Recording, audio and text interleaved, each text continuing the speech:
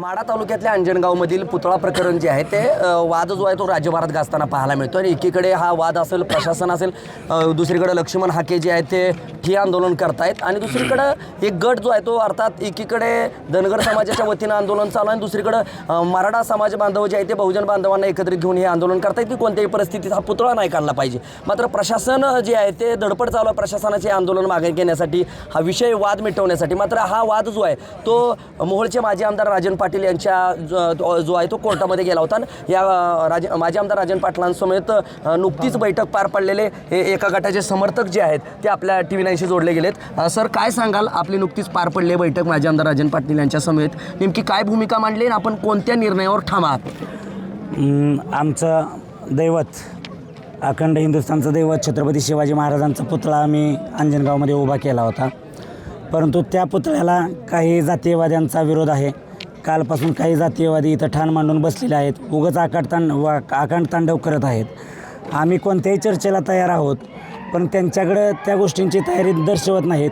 म्हणून आमदार राजन पाटलांनी मध्यस्थी करण्यास ठरवलं आणि त्यांच्याशी आमची झालेली चर्चा अशी की मालकांचं म्हणणं आहे की हे कुठं तर मिटलं पाहिजे, जातीय तेढ आहे ती कमी झाली पाहिजे आणि त्यावरती आम्हीसुद्धा सहमत आहोत. आमचा समाज, आमचा तरुण वर्ग जातीय तेढ अजिबात पसरवणार नाही.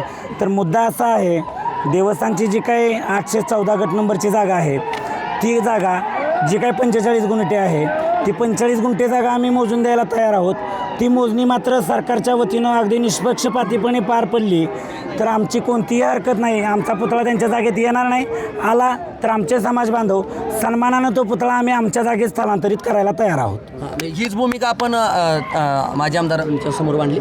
आम्ही माजी आमदारांच्या समोरच नाही तर SP साहेबांसमोर, कलेक्टर साहेबांसमोर किंवा जे काही सक्षम अधिकारी आहेत त्या सर्वांसमोर आम्ही याच मुद्द्यावरती ठाम आहोत की मोजणी केल्यास, सक्षम अधिकाऱ्यांकडून मोजणी झाल्यास आमचा कोणताही विरोध नसेल. आणि रात्री 11 वाजता मोजणीलाही सुरुवात झाली होती, पण काही अर्ध्या डोक्याच्या लोकांनी कपडे काढून तिथं नंगानाच करायला सुरुवात केली आणि मोजणी बंद पाडली. तर हा जो काय प्रकार आहे गुडघ्यात मेंदू असणाऱ्या लोकांचा, तो कुठंतरी थांबला पाहिजे. मोजणीला आमचा आणि आमच्या समाजाचा कोणताही विरोध नाही, कारण राजेंनीच आम्हाला शिकवण दिली आहे, जे सत्य आहे ते सत्यच आहे आणि त्या सत्याचाच प्रचार, त्या सत्याच्याच पाठीमागं आम्ही आणि आमचा सर्व बहुजन समाज आहे.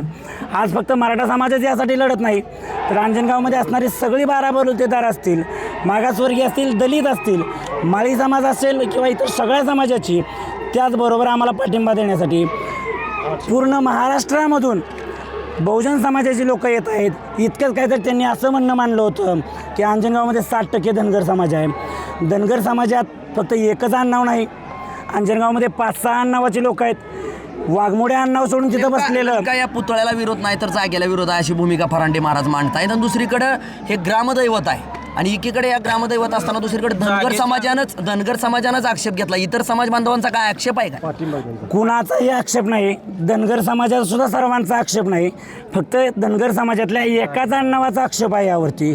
तेही त्यांचा जागेवरती नाही तर महाराजांच्या पुतळ्यावरती आक्षेप आहे आणि तेही त्यांची स्वतःची बुद्धी नाही, कोणतरी बाहेरचं पिल्लू आणून त्यांच्यामध्ये पिलावळ सोडते, त्यामुळं हा सगळा वाईट प्रचार होतो. 200 फुटावर 200 ते 250 फुटावर तुमचं एकीकडे रास्ता रोको आहे सुरू, दुसरीकडे ठिय्या त्यांचा चालू आहे.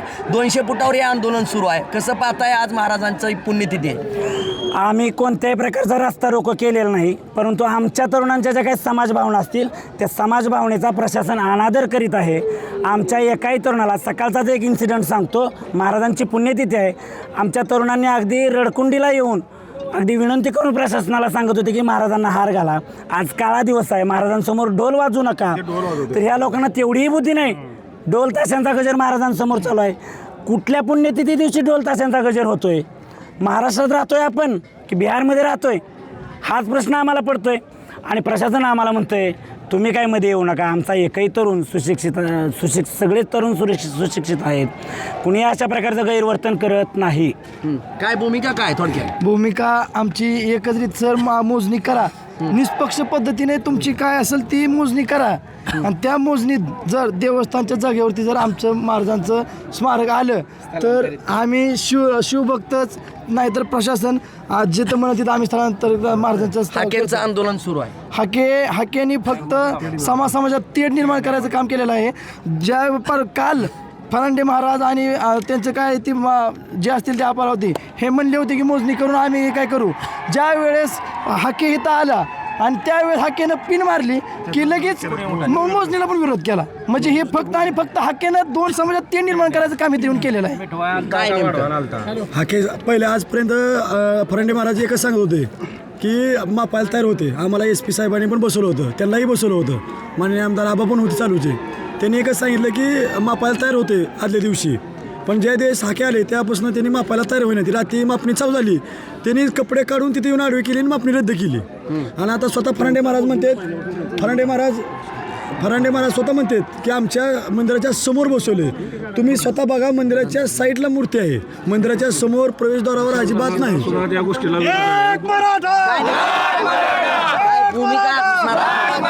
छत्रपती शिवाजी महाराज की माझं एकच म्हणणं आहे, मी बाजूच्या 20 किलोमीटरवरून आलो आहे. आज छत्रपती शिवाजी महाराजांची मूर्ती स्थापन होऊन आज 3रा दिवस आहे. कसल्याही परिस्थितीत हा निकाल लागला पाहिजे. 2 गटात जो वाद आहे, ह्या 2 गटातला जो एक गट आहे तो चर्चा करायला तयार आहे. जे म्हणणं आहे, जे विद्यमान आमदार अभिजित आबा पाटील आहेत त्यांच्या मध्यस्थीने दोन्ही गटांकडे चर्चा होऊन यांची 5 लोकं जाऊन, आमच्या 5 लोकांनी जाऊन आमचं म्हणणं मांडलेलं आहे की आम्ही क्षेत्र मोपायला तयार आहे. जर खिलोबा मंदिराच्या एरियामध्ये जर मूर्ती स्थापन झालेली असेल तर आम्ही स्थलांतरित करायला तयार आहे. परंतु ज्यावेळेस हा हाके आला, हाके ही वृत्ती इथून जोपर्यंत जात नाही तोपर्यंत हे तणावाचं वातावरण राहणार आहे. खरंच आहे असं? खरंच सर, आमचे आणि विरोधकांचे संबंध हे चांगले आहेत जे आंदोलनात बसलेत, परंतु हे आंदोलन जे आहे ते वेगळ्या दिशेला आणि भरकटण्याचं काम हे हाक्याने केलेलं आहे. काल रात्रीचा एक इन्सिडेंट सांगू इच्छितो तुम्हाला की आता हा मध्यभागी बसला आहे, जातानाच माझ्या हिशोबाने तो दगड घेऊन गेला होता. कुणी दगड नाही, आम्ही जे विरोधक होते ते इकडे होते लांब आणि स्वतःच दगड घेऊन दाखवतो की माझ्यावरती दगडफेक करतायत. म्हणजे थोडक्यात एकच सांगायचं मला की हे दंगल मिटवण्यासाठी आलाय का वाढवण्यासाठी आलाय, ह्याला तात्काळ शासनानं काय करावं, हिथून गावातनं हाकलून लावं, लवकरात लवकर हा निकाल मार्ग आमचा गावातला निघेल. हे होते गावकरी. आणि कुठतर लक्ष्मण हाकेमुळे गावामध्ये जातीय तेढ जो आहे तो वाढू लागलाय. आणि दुसरीकडं जोपर्यंत हे लक्ष्मण हाके गावातून जात नाहीत तोपर्यंत गावात शांतता राहणार नाही. आणि हे वातावरण बिघडवण्याचं काम जे हाक्यांकडून केलं जातं. दुसरीकडे माजी आमदार राजन पाटील यांच्या समवेत झालेल्या बैठकीत कुठेतरी हा निर्णय जो आहे तो समोर येताना पाहिजे. देवस्थानच्या जागेमध्ये जर पुतळा येत असेल तर ती पुतळा काढण्याची भूमिका देखील एका गटाने सामंजस्याने पुढे घेतली. दुसऱ्या गटाची जी आहे ती बैठक सुरू आहे, त्यामध्ये काय तोडगा निघतो हे महत्त्वाचं ठरणार आहे. माझा सहकारी कॅमेरा पर्सन बाळकृष्ण गायकवाड, मी संदीप शिंदे.